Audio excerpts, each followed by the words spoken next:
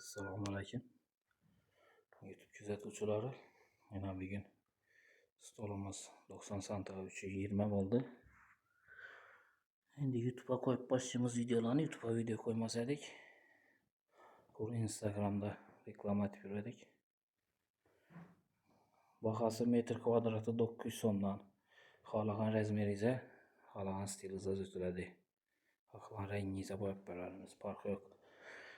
Şampan bolsun, altın bolsun, jemçuk bolsun, ak, lakaronniy, her xil svetda chiqaveradi bu.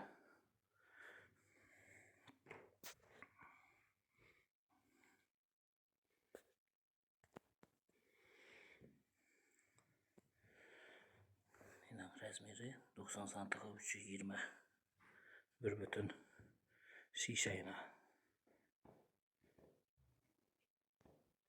İçine boyları kamış. Belki de etip işlengen yine. Hazırkı moda.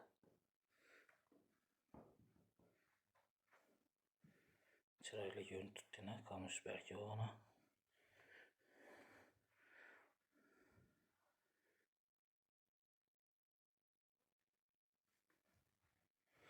Kime şunu solayık sayt adresler numarayla 91'den 091 90 33 33'ten 390 90 33.